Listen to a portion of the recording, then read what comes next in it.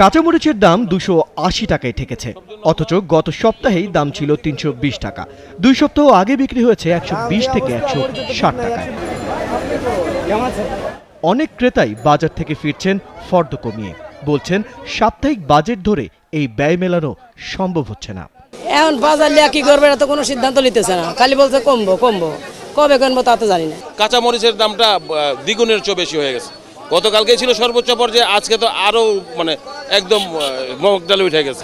240 টাকা, 240 মাল একটু কম, কালকে তুলনায় 40 টাকা বাড়ছে আর কি। কালকে 200 টাকাই ছিল, আজকে 240। সবজির দাম কিছুটা কমেছে, গড় দাম এখন 50 টাকা কেজি, যদিও টমেটো বিক্রি হচ্ছে 70 টাকা কেজিতে।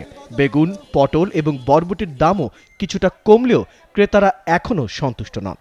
দাম কমে নাই, ওই মুখে মুখেই কমছে, কিন্তু দাম বাজারে বেশি রাখতেছে।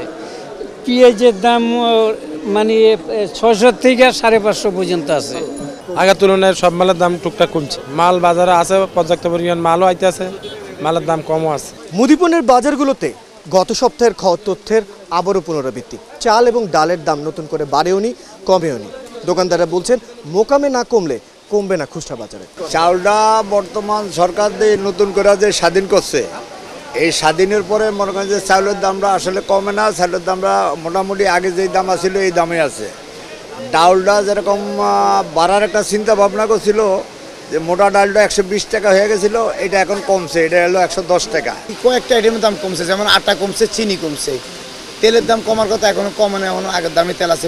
একবার এই যে আমি মাত্র ডাল কিনলাম 110, 120, 130, তো তাহলে কমলো কোথায়? আমার বুঝলাম কমলো কোথাও, তো আমি কমা দেখতেছি না। সব কিছুর দাম খালি বাড়তেই আছে, খালি বাড়তেই আছে, তো কমবে কবে আর?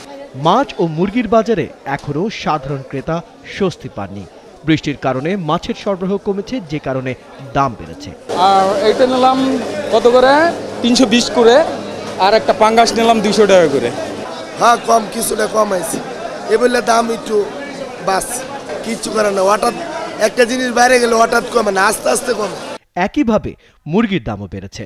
বর্তমানে ব্রয়লার মুরগি বিক্রি হচ্ছে 170 থেকে 175 টাকায়, আর সোনালী মুরগি 240 থেকে 260 টাকায়। ফাইসাল রয়েল, 71, ঢাকা।